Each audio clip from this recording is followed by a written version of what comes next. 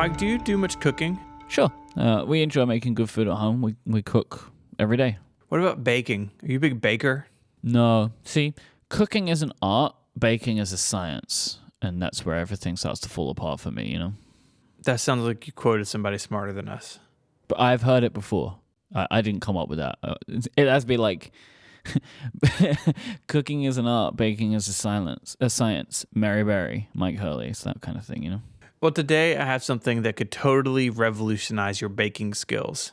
The Easy Bake Oven. Oh, that sounds fantastic. Let's get this episode cooking. I knew you would rise to the occasion. The Easy Bake Oven was first put on sale all the way back in 1963 by an American company named Kenner.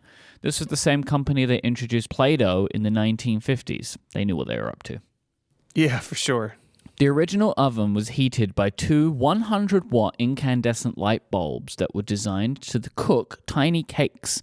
Ingredients came in packets with the user, usually a child, just needing to mix it with water in the included cake pans. These pans were then slid into the oven via a slot size just for the purpose. After the allotted time, the cake was pushed out the other side of the device.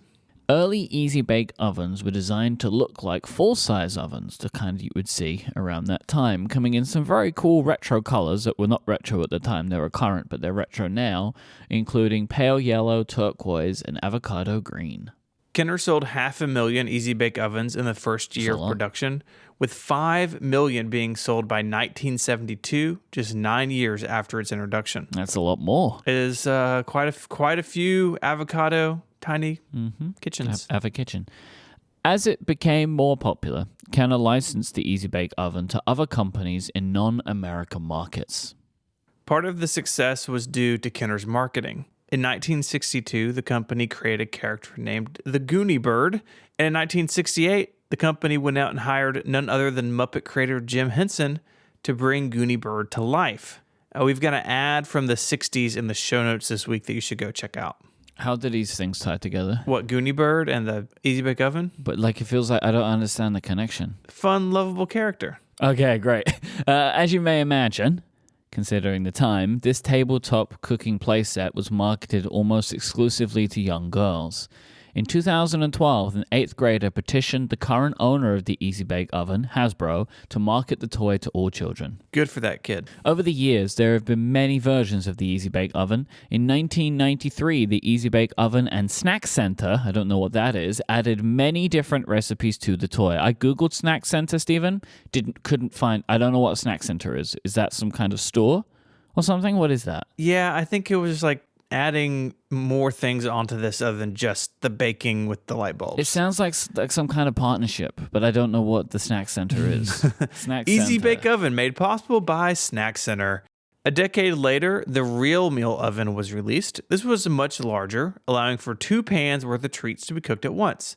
It also used a more traditional heating element instead of light bulbs to do the cooking. In 2006, a stovetop model was put on sale, but nearly 1 million were recalled due to safety issues with the heating element being on the outside of the product. Now, let's have a little sidebar here. This was a bad idea, right? Totally. Yeah, this was a terrible idea. I'm not 100% sure how this made it out of the oven, as it were. This is terrible.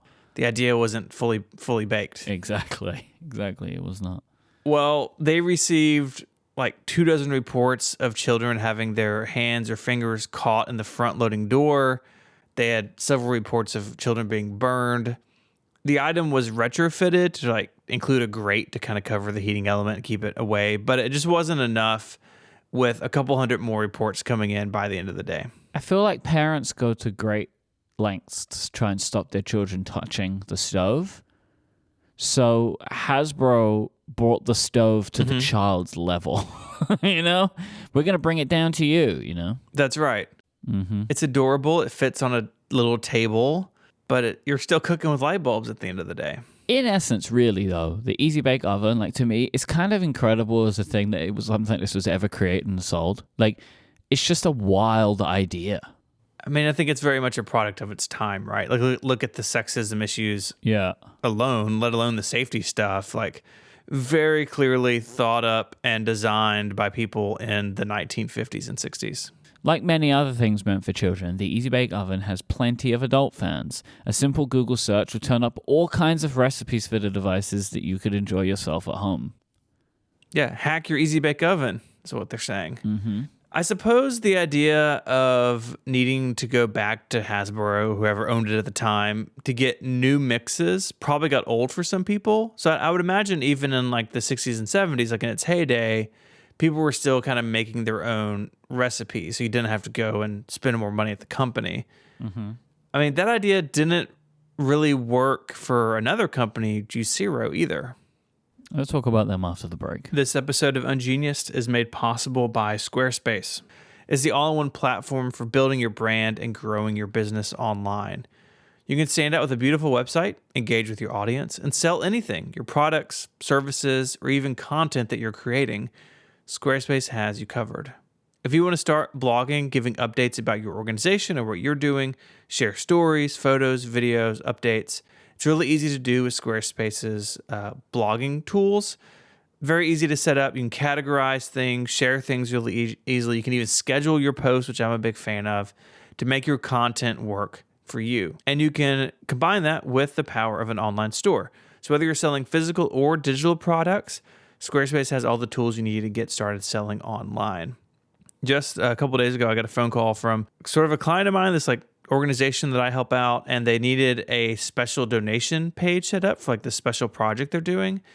And it was so easy. It only took, really, honestly, took me a couple of minutes to build out a page with the information that they wanted to share. You add a donate button. You can make sure that on the back end, they can see where the donation came through so they know what to credit towards this project or that project. All very easy to do with Squarespace, and it looks awesome. Head on over to squarespace.com/ungeniused for a free trial with no credit card required. And when you're ready to launch, use the offer code UNGENIUS to save 10% off your first purchase of a website or domain name.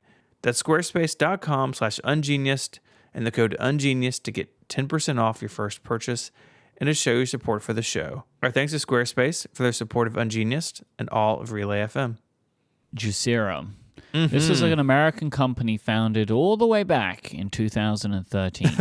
They developed the Juicero Press, a mechanical press machine marketed as a fruit and vegetable juicer, I think primarily focused on startup offices. Now you may think, why have you combined these topics? Initially, they don't seem all that similar, right? The Easy Bake Oven was a big success, sold to generations of children.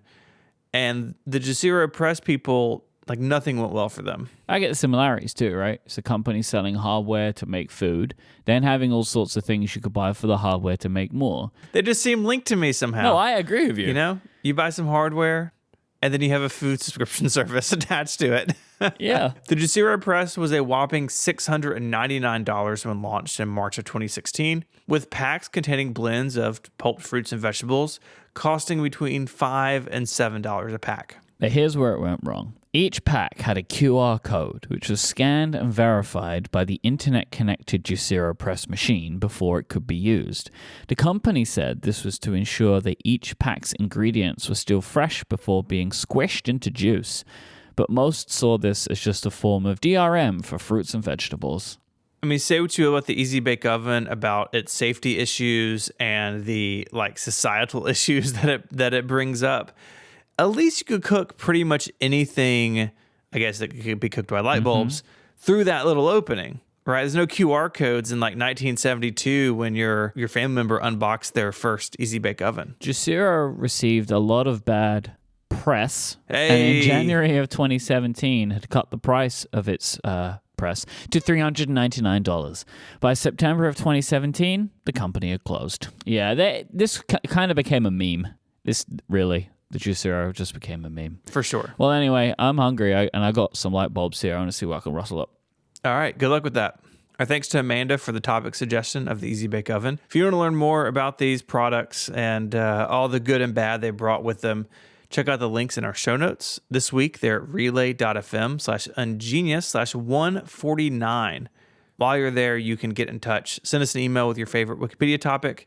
May go on the list for a future episode. You can also suggest episode topics on Twitter. The show is at Ungeniused. You can find Mike there as IMYKE. You can follow me on Twitter as ISMH. Till next time we cook up some cookies in our bedroom, Mike, say goodbye. Bon appetit. Bye, y'all.